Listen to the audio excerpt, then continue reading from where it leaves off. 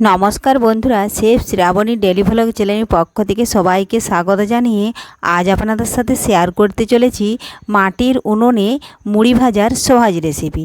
আপনারা প্রথম থেকে পুরো ভিডিওটা শেষ পর্যন্ত দেখতে থাকুন। ভিডিওটি ভালো লাগলে একটা লাইক দিয়ে পাশে থাকুন ও বন্ধুদের সাথে শেয়ার করে দিন। চলুন তাহলে শুরু করি। তো দেখুন বন্ধুরা, চাল নিয়ে নিয়েছি, শুকনো করা চাল, কড়াই নিয়েছি লোহার কড়াই, আর দেখুন আমি উনুনটা ধরিয়ে নেব। তার জন্য দেখুন মাটির উনুন দরকার। এই দেখুন, কারণ অনেকটা চাল মাটির উনুন ছাড়া মুড়ি ভাজা সম্ভব নয়, আর লাড়াও যাবে না। এই দেখুন বন্ধুরা, এখন আমি কিছুটা কাঠগুঁড়ি দিয়ে দিচ্ছি, তাহলে উনুনটা কিন্তু ভালোভাবে ধরে যায়। এই দেখুন, এই কাঠগুঁড়িটা আপনারা যে কোনো ফার্নিচার দোকানে পেয়ে যাবেন। আর কিছুটা পলিথিন দিয়ে দিচ্ছি। আর পলিথিন তো বাড়িতে নানা রকম জিনিসপত্র আনতে পলিথিন আনা হয়, আর সেই পলিথিন কিন্তু বাইরে ফেলি না। দেখুন, উনুনের মধ্যে দিয়ে উনুনটা ধরিয়েও নিই, তাহলে পলিথিনটা পুড়েও যায়। আর বাইরে কোথাও যদি ফেলে থাকি তাহলে সেটা কিন্তু পচে যায় না, আর কোনো জায়গাতে যদি ফেলে দিই সেখানে মাটিটা কিন্তু নষ্ট করে দেয়। এই জন্যই দেখুন আমি পলিথিন দিয়ে উনুনটা ধরিয়ে নিলাম। আর সরু সরু করে কাঠ কেটে রেখেছিলাম, দেখুন সেই কাঠগুলো দিয়ে এখন আমি উনুনটা জ্বালিয়ে নেব। এই দেখুন, মেচিস কাঠি দিয়ে উনুনটা জ্বালিয়ে নিলাম খুব সহজেই। তো এখন আমি উনুনটা ধরে গেলে কিন্তু লোহার কড়াইটা বসিয়ে দিয়ে চালগুলো ঢেলে নেব। এই দেখুন বন্ধুরা, চালগুলো ঢেলে নিয়েছি। চালটা এখন আমি বেশ কিছুক্ষণ একটু নাড়াচাড়া করে গরম করে নেব, কারণ চালটা আমার অনেক দিন ধরে শুকনো করে রেখেছি, আর এটা তাড়াতাড়ি খুব সহজেই গরম হয়ে যাবে। আর চালটা গরম হয়ে গেলে আমি কিন্তু নামিয়ে নেব। মাঝখানে হাত দিয়ে একবার দেখে নেব গরম হয়েছে কি না, বা কতটা গরম হয়েছে। তার আগে যদি কোনো বন্ধু আমার চ্যানেলে নতুন হয়ে থাকেন, চ্যানেলটি সাবস্ক্রাইব করে বেল আইকন হলে সেট করে দিন সবার প্রথমেই আমার রেসিপি পেতে। তো দেখুন বন্ধুরা, চালটা কিন্তু কিছুটা গরম হয়েছে। আমি কিন্তু আবারও বেশ কিছুক্ষণ নাড়াচাড়া করে নিচ্ছি, কারণ একদম ভালোভাবে গরম করে নিতে হবে, তা না হলে কিন্তু ভালো মুড়ি হবে না। এই দেখুন বন্ধুরা, এইভাবে নাড়তে নাড়তেই কখন যে খুব বেশি গরম হয়ে যাবে আপনারা বুঝতেও পারবেন না।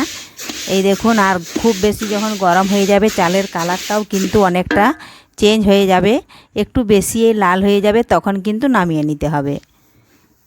কেউ যদি হাত দিয়ে চালটা অনুভব করতে না পারেন, তাহলে 2-4টে চাল হাতের তালুতে নিয়ে একটু দাঁত দিয়ে চিবিয়ে নেবেন। যদি দাঁতে বসে যায় তাহলে জানবেন হয় না, আর যদি গুঁড়ো হয়ে যায় তাহলে জানবেন হয়ে গেছে, নামিয়ে নিতে হবে। তা না হলে খুব বেশি যদি নাড়া হয়ে যায় তাহলেও কিন্তু মুড়ি হতে চায় না, লাল লাল মুড়ি হবে। আর খোলাতে কিন্তু বালির মধ্যে দেওয়ার সাথে সাথেই কিন্তু ফুটে যাবে, এবং মুড়িটা অনেক সময় পোড়া পোড়া বা চুঁয়ে যায়, কালো মুড়ি বের হয়। এই দেখুন বন্ধুরা, বেশ কিছুক্ষণ নাড়ার পরে চালটা গরম হয়ে গেছে, আমি কিন্তু নামিয়ে নিয়েছি। এখন নামিয়ে নিয়েও একটু আমি নাড়াচাড়া করে নিচ্ছি, কারণ অনেকটা গরম আছে। আর লোহার কড়াইটা তো অনেকটাই গরম আছে, ওটা তো এখনও ঠান্ডা হবে না। এই জন্য বেশ কিছুক্ষণ নাড়তে নাড়তে লোহার কড়াইটা ঠান্ডা হয়ে গেছে। এখন দেখুন, চাল আমি কিছুটা নিয়ে বালির মধ্যে দিয়ে দিলাম, কারণ আমি চালটা যখন নামিয়ে নিয়েছিলাম তখনই কিন্তু বালি দিয়ে মুড়ি ভাজার খোলাইটা বসিয়ে দিয়েছিলাম। এই জন্য দেখুন আমি গরম হয়ে গেছে। এই দেখুন, চালগুলা কিন্তু খুব ভালোভাবে ফুটতে শুরু করেছে। ফোটা বন্ধ হয়ে গেলে দেখুন আমি বের করে নিচ্ছি। এই দেখুন, এইভাবে কুচি দিয়ে বের করে নিতে হবে। খুবই সহজ বাড়িতে মুড়ি ভাজা। এই দেখুন, ওই একই রকমভাবে সমস্ত মুড়িগুলো দেখুন আমি ভেজে নেব। আমার এখানে চাল আছে 4 কেজি। 4 কেজি চাল কিন্তু সমস্তই দেখুন ভেজে নিয়েছি। এখন একটা চালুনি বিছিয়ে দিয়েছি, দেখুন, যেটাতে অনেক ছিদ্র আছে, কারণ অনেক ছিদ্র দেওয়া চালুনের মধ্যে এইভাবে যদি হাত দিয়ে ঘুরিয়ে নিই তাহলে কিন্তু বালি, আর যেহেতু কুচি দিয়ে ভাজছি 2-1টা কিন্তু কুচি ভেঙেও থাকে।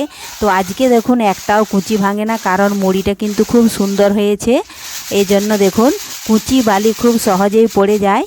এই দেখুন, আমি নিচের তলাতে কিন্তু একটা চটও বিছিয়ে দিয়েছি, তাহলে চোয়া মুড়িগুলোও কিন্তু আর ধুলোবালি হবে না, কারণ চোয়া মুড়িগুলো আমাদের ফেলে দিতে হয় না, বাড়িতে যে মুরগি আছে কিন্তু ওদেরকে দিয়ে দেওয়া হয়। এই দেখুন, এইভাবে 2-1টা যদি চোয়া মুড়ি থাকে তো আমি বেছে নিচ্ছি। আর চালুনের তলায় কিন্তু নাড়াচাড়ার পর যে মুড়িগুলো পড়েছে ওগুলো কিন্তু আমি একটা অন্য জায়গাতে কুড়িয়ে নেব।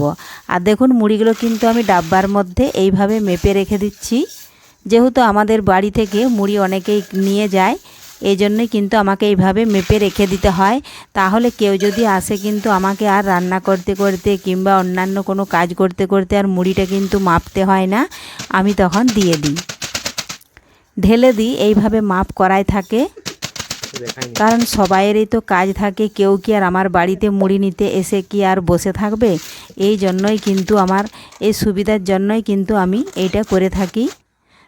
তো দেখুন বন্ধুরা, সমস্ত মুড়িগুলোই আমি একই রকম পদ্ধতিতে চালিয়ে আর ডাব্বাতে কিংবা পলিথিনের বস্তাতে আমি কুড়িয়ে রেখে দেব।